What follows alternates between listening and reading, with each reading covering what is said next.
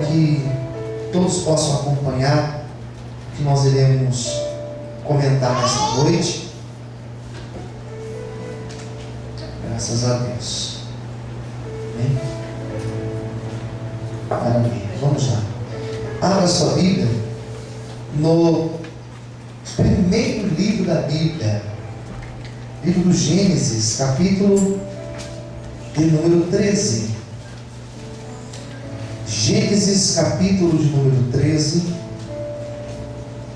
Vamos ler a partir do versículo de número 5.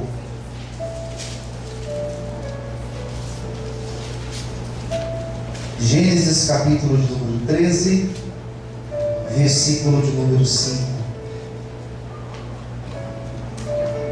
E também Ló, que ia com Abrão, tinha rebanhos e vacas e tendas, e não tinha capacidade a terra para poderem habitar juntos, porque a sua fazenda era muita, de maneira que não podiam habitar juntos.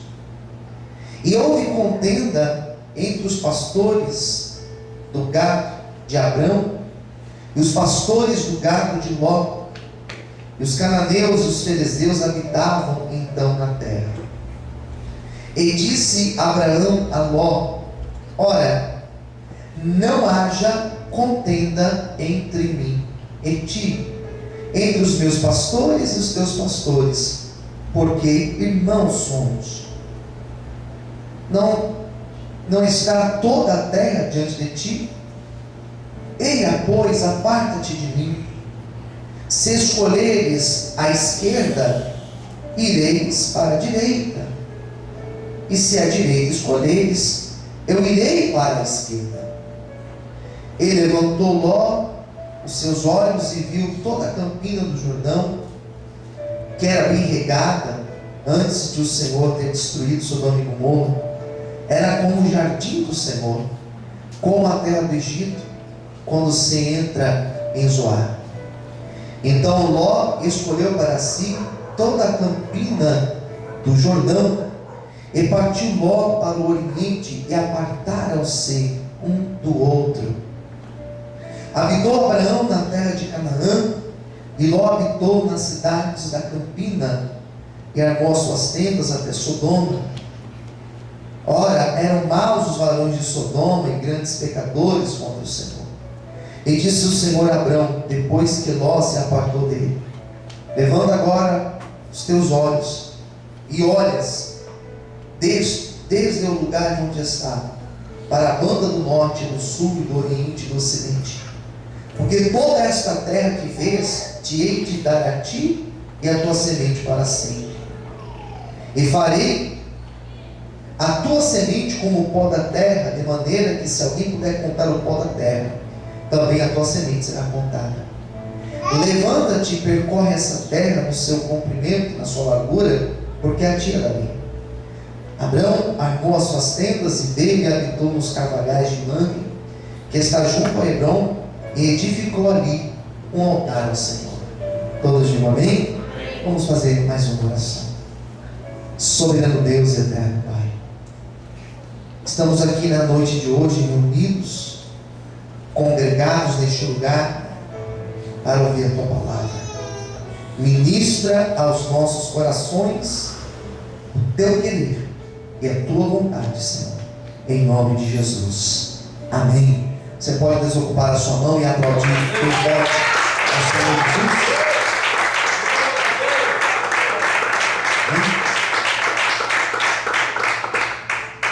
Nós temos uma história aqui. Uma história de dois personagens importantes da Bíblia. Um mais importante, que foi Abrão, depois teve seu nome trocado para Abraão. E um segundo, bem menos importante, que era sobrinho de Abraão, chamado Ló. E a história desses dois personagens, elas estão entrelaçadas até esse capítulo de número 13. Diz a Bíblia que certa vez Deus chama Abraão, ele ainda se chamava Abrão, e Deus o chama e faz a ele promessas, dizendo que ele deveria sair da sua casa, do meio da sua parentela, ir para uma terra onde Deus lhe mostraria, e ele teria filhos, e seria uma grande multidão de filhos, grande descendência. E aqui começou um certo problema na vida de Abraão, porque a ordem de Deus era para ele sair, só ele e sua esposa, e ele resolve levar o sobrinho também. Parece um simples detalhe, mas isso foi problema para ele. Quando Deus nos dá uma direção, nós devemos ser fiéis à direção que Deus nos deu. Se Deus falou no teu coração algo, se Deus te deu um direcionamento, seja fiel ao direcionamento de Deus para a tua vida. Ele então, ao invés de fazer o que Deus lhe tinha mandado, ele pegar sua mulher e sair, ele pega o sobrinho junto. E eles saem, e diz a Bíblia que eles começam a peregrinar na terra. E o texto que nós acabamos de ler vai dizer que os dois começaram a crescer. Os dois começaram a prosperar, a tal ponto que os dois começaram a possuir gado, e a terra onde eles estavam habitando naquele momento, ela não era suficiente para os dois habitarem. O gado não comportava aquela terra.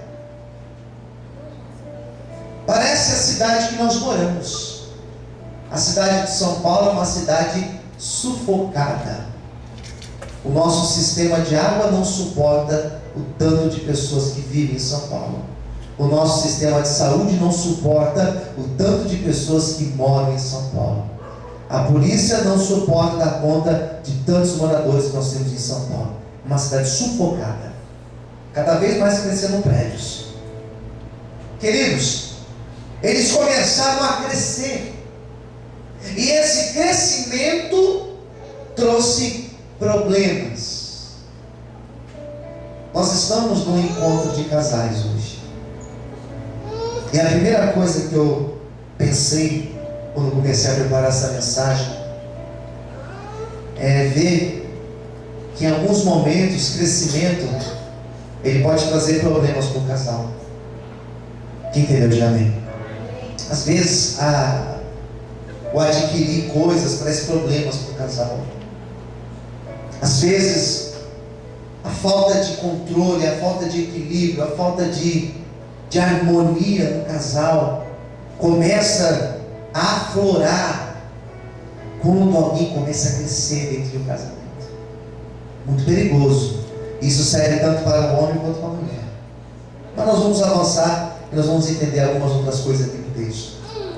Esse crescimento foi tão evidente na vida dos dois, foi tão forte, que permanecerem os dois juntos se tornou impossível. O que iria acontecer se eles permanecessem juntos? O gado iria morrer. Eles iriam começar a viver em conflito constante. Eles iam começar a viver em guerras, em brigas constantes. É a mesma coisa de você pegar toda a tua família e colocar numa mesma casa. Não dá. Todo mundo se ama, todo mundo, eu amo, eu gosto, mas vai pôr todo mundo junto, dá problema. Quem concorda, diga amém. É a pessoa, tua mãe, tua sogra, teus irmãos, tua cunhada, teus cunhados, sobrinhos, os netos, todo mundo morando junto. Não tem como, não suporta. Então eles começaram a ter conflitos, eles começaram a ter esses problemas de conflito. Eles começaram a ter esses problemas de relacionamento. E E a separação entre os dois se tornou inevitável. Não tinha como eles permanecerem juntos. Daí nós vamos entrar na reflexão de hoje. Porque teve alguém entre os dois, entre Abraão e Ló, teve um deles que teve que tomar uma atitude para resolver o problema. No casal, alguém vai ter que tomar atitude para resolver o problema. Pergunte para quem está no seu lado: você está entendendo a palavra? Sim? Você está entendendo? Quem está entendendo? Diga amém. Alguém vai ter que tomar a atitude. Entre Abraão e Ló, alguém teve que ser sóbrio. Entre Abraão e Ló, alguém teve que pensar. Entre Abraão e Ló, alguém teve que dizer: opa, vamos colocar um limite aqui, vamos conversar. E nós percebemos que foi justamente essa atitude que não prolongou a crise, os problemas. Se tudo fosse resolvido dessa maneira, nós evitaríamos vários problemas na nossa vida. Eu começo a pensar que se alguns governantes pensassem antes e tentassem negociar antes de uma guerra, muitas guerras poderiam ter sido evitadas.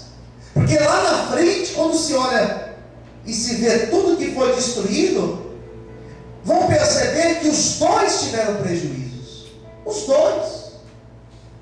Então, para que o prejuízo não fosse maior entre Abraão e Ló, eu tracei aqui algumas ideias. Eu tracei aqui, se não me engano, foram 5 ideias, né? 5 ideias que eles tiveram que ter para que o negócio não fosse adiante. Isso vai ajudar o nosso casamento. Quem está entendendo, diga amém. Primeira coisa: quando existe um conflito, alguém precisa ceder. Alguém precisa levantar a bandeira branca e falar: vamos colocar um chega, vamos colocar um ponto final, vamos colocar um limite. Alguém vai ter que ter a sabedoria de parar e perceber que a situação, ela extrapolou, ela passou do limite. Qual foi o motivo do conflito? Não importa se é por causa financeira, se é por causa de uma palavra mal falada, por causa de um problema no relacionamento, por causa de uma situação dentro da intimidade do casal. Não importa qual seja o motivo, prolongar conflito não leva a lugar nenhum, leva a separação inevitável. Prolongar discussão, esticar a discussão, prolongar por dias. Alguns casais levam dias o problema, o conflito, e cada vez que vai se prolongando, cada vez que se vai esticando o problema, pior vai ficando. Porque vai surgir um desgaste, em alguns casos ofensa, em alguns casos algumas palavras que jamais poderiam ter sido ditas, elas começam a ser pronunciadas. Automaticamente começam a surgir sentimentos no coração. Automaticamente o adversário já começa a agir na mente. Começou a agir na mente, daqui a pouco ele já está agindo no coração. Daqui a pouco ele já está agindo em todo o ambiente onde nós estamos. Ele começa a colocar situações ao nosso lado. Tudo porque, ao invés de nós colocarmos um ponto final, nós prolongamos os conflitos. O que nós precisamos entender nessa noite: todo casal passa por conflito. Todos. Porque nós pensamos diferentes. Uma coisa talvez vai ter uma dificuldade de entendimento entre os dois, mas isso não é motivo para nós prolongarmos essa situação. É a hora de parar e entrar no acordo, para que o conflito não seja prolongado. No caso entre Abraão, no caso de Abraão e o tal de Ló, a Bíblia vai dizer que Abraão falou assim: peraí, vamos colocar um chega agora, vamos sentar e vamos conversar, vamos aqui resolver, eu vou ceder. E você percebe que na história, quando a gente fala do ceder, Abraão chegou ao ponto de falar: ó Ló, você escolhe o lugar para onde você vai, que se você for para a direita, eu vou para a esquerda, se você for para a esquerda, eu vou para a direita, você pode escolher o lugar, eu cedo para você, você pode escolher. Quem era o abençoado aqui na história era Abraão. Ló pegava carona na bênção de Abraão, e Abraão falou assim: não, pode escolher, porque a bênção de Deus estava sobre a vida dele. Quem entendeu, diga amém. A bênção de Deus, ela está sobre a tua vida. Ceder é sinal de humildade. Ceder é sinal que você quer permanecer casado. Ceder é sinal que você quer estar bem com a outra pessoa e que você quer estar bem com você mesmo. Ceder em muitos momentos é a melhor atitude que nós podemos ter, porque só consegue ceder aquele que é sábio, só consegue ceder aquele que é cheio da presença do Espírito Santo. Por isso, nessa noite, entenda: se tem existido conflitos no casamento, alguém tem que levantar a bandeira branca, e eu oro a Deus para que eu e você possamos ser essa primeira pessoa a dizer: chega, eu quero paz no nosso relacionamento. Amém? Pode aplaudir ao Senhor de nós. Graças a Deus. Eu disse que Abraão falou assim: escolhe o lugar, se para onde você for, eu vou para o outro lado. Chega, eu não quero continuar brigando com você. Quem entendeu, diga amém. Não quero ter mais problemas. Isso se chama maturidade, irmãos. Nós precisamos ter essa maturidade em nosso relacionamento. E maturidade nesse caso não está relacionada à idade, porque eu atendo casais com mais idade do que eu e não tem maturidade às vezes. Segundo ponto aqui que eu quero destacar para vocês, eu falei que são 5. O segundo ponto: quando Abraão fala para Ló, escolhe o lugar, a Bíblia vai dizer aqui no capítulo 13 que Ló ele aceita a proposta e ele escolhe, ele faz a escolha. E diz a Bíblia que os dois lados eles eram bem diferentes. O lado de lá era uma campina verdejante, era uma campina florida, onde as plantações eram prósperas, onde existia água em abundância. Já o outro lado era uma terra mais seca, era uma terra mais difícil de se habitar. Diz a Bíblia que Ló, quando ele tem a oportunidade de fazer a escolha, ele olha para um lado e vê aquela terra seca, ele olha para o outro lado e vê aquela terra bonita. Diz a Bíblia que naquele momento de fazer a escolha, ele fez a escolha pela aparência. Quem entendeu, diga amém. Ele escolheu o que era mais conveniente, o que aparentemente era mais bonito, porque aquela terra era seca e a outra era mais bonita, então ele foi por aquilo que ele viu. É mais conveniente, então eu vou. E eu quando eu me atentei para esse detalhe da palavra, eu comecei a pensar o quanto isso pode ser interessante de nós comentarmos um culto como esse. O quanto isso é importante para solidificar o meu e o teu casamento. Eu tenho encontrado pessoas, escute com muita atenção isso. Eu tenho encontrado pessoas que elas têm trocado seus casamentos, desistido dos seus casamentos, justamente por conta desse sério erro que esse Ló cometeu. Eu tenho encontrado muitas pessoas caindo no mesmo erro que Ló cometeu: ser conduzido pela aparência, ser guiado por aquilo que está vendo, ou ser guiado pela conveniência. O adversário, ele usa os nossos sentidos, visão, olfato, a audição, os nossos sentidos. Ele usa justamente isso para tentar nos tirar a presença de Deus, para tentar roubar a bênção de Deus na nossa vida. Se for possível, ele vai colocar algo atrativo para nos roubar. Você percebe que em nenhum momento a Bíblia vai falar que a fruta que foi lá no jardim usada foi a maçã. A Bíblia não fala que é a maçã. Quem concorda, diga amém. Em nenhum momento. Mas por que todo mundo fala maçã? A maçã, ela é vermelha, aquela cor que chama a atenção. Ela tem um cheiro, ela tem uma aparência bonita.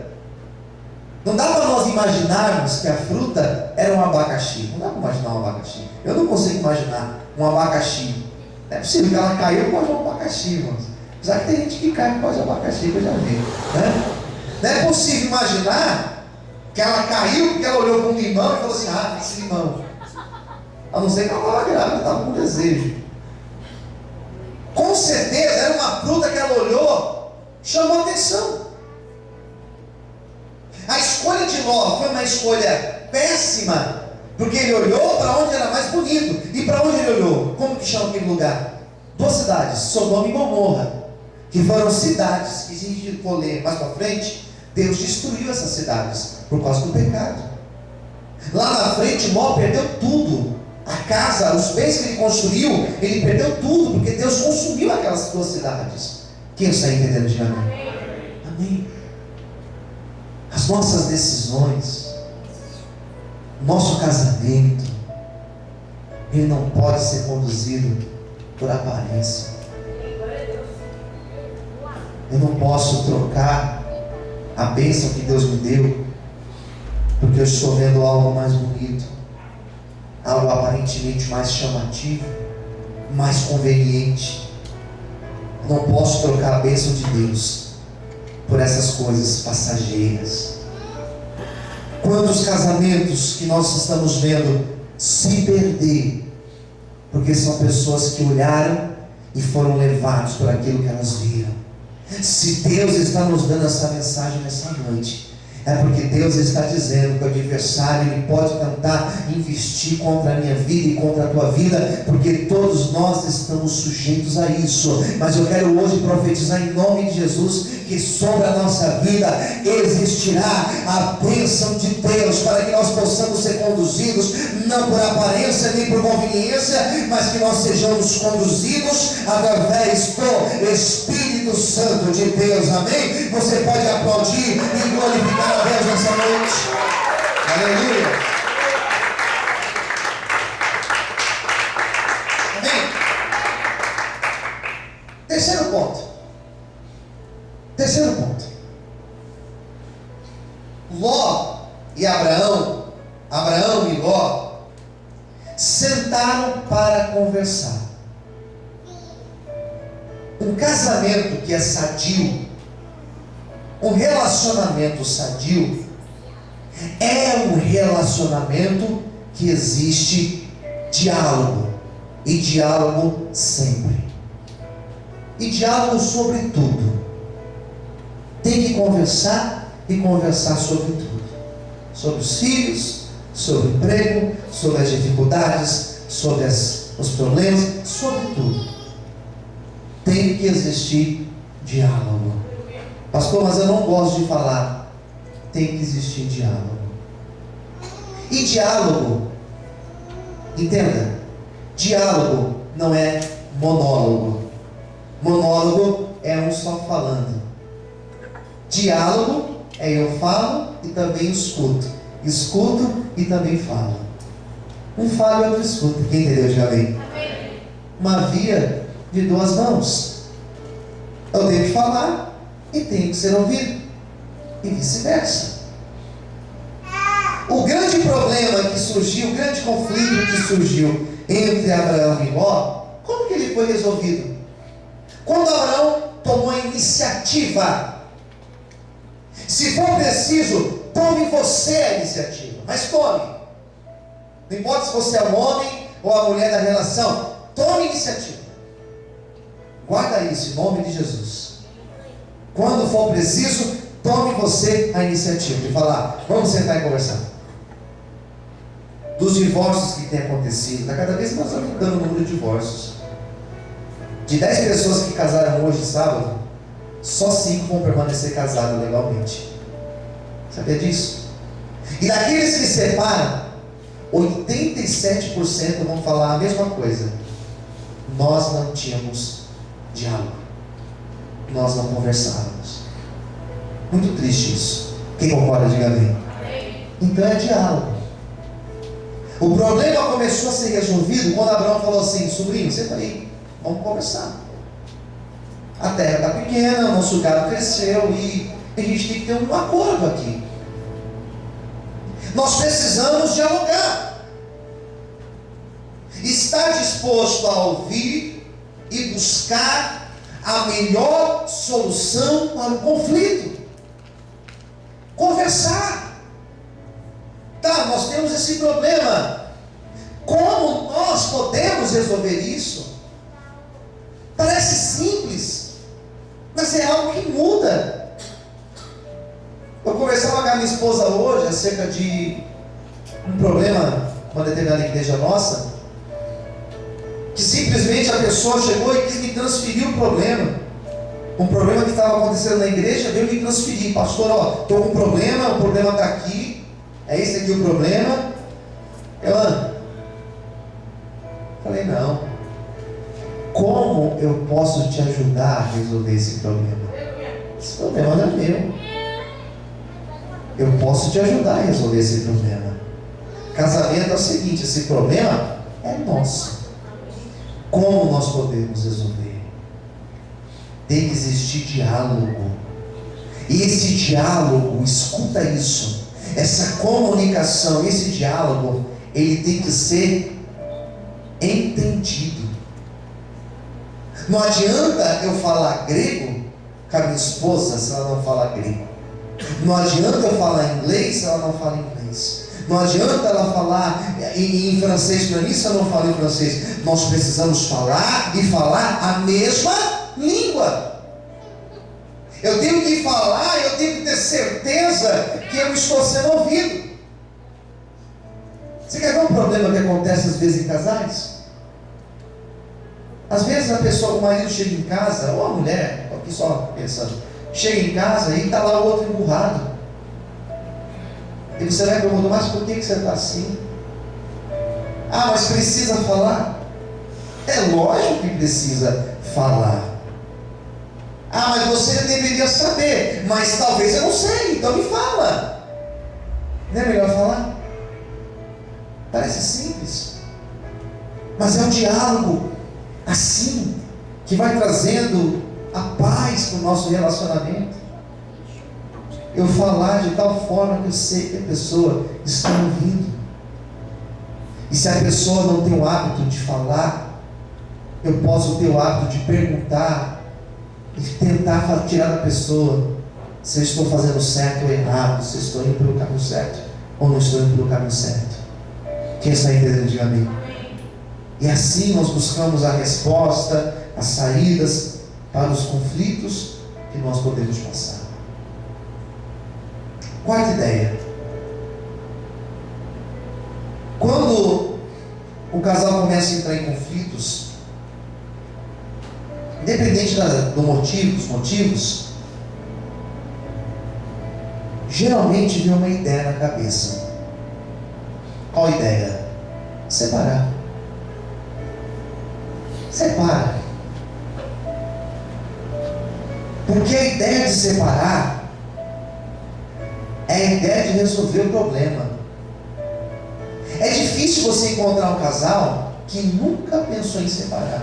São poucos que nunca falou de separação. Desde os mais recentes até aqueles que já são casados há muito tempo. Às vezes é até estranho você ver pessoas que estão casadas há 30 anos falar, vou separar. É até estranho você pensar. Como que conseguiria viver separado? Mas geralmente quando nós estamos em conflitos no nosso casamento, nossa primeira ideia é falar assim, vou separar e vou resolver. A primeira ideia que vem num problema de trabalho é, vou sair daqui, vou mudar de emprego. Essa tentativa de fugir é uma solução que o ser humano tem no seu inconsciente. É fugir. Separar, é desistir, abandonar. E tudo coopera para isso. A sociedade antiga, talvez os nossos pais, talvez os nossos avós, era uma sociedade que eles casavam, eles ficavam casados muito tempo, morriam. Porque era estranho uma mulher falar, eu sou divorciada. Era estranho um homem falar, eu sou divorciado. Hoje em dia, nós vivemos numa outra sociedade. Nós vivemos numa sociedade que já não existe mais esse apelo moral. Eu sou divorciado. Quantas vezes já? 2 vezes. Só isso? Já estou no 8º casamento. Sou o verdadeiro Fábio Júnior da minha família, da minha casa. Sou a Gretchen da minha família, né? Hoje em dia é normal. Hoje em dia as pessoas, elas casam, 2, 3 meses elas já estão separadas. E sabe qual é o mais duro de tudo isso? Que isso está acontecendo dentro da igreja, irmãos. Antigamente nós casávamos dentro da igreja e nós tínhamos, além do apelo moral da sociedade, o apelo da Bíblia. A Bíblia fala que até que a morte nos separe. Então nós vamos até o fim. Só que hoje em dia os casamentos já vêm com prazo de validade.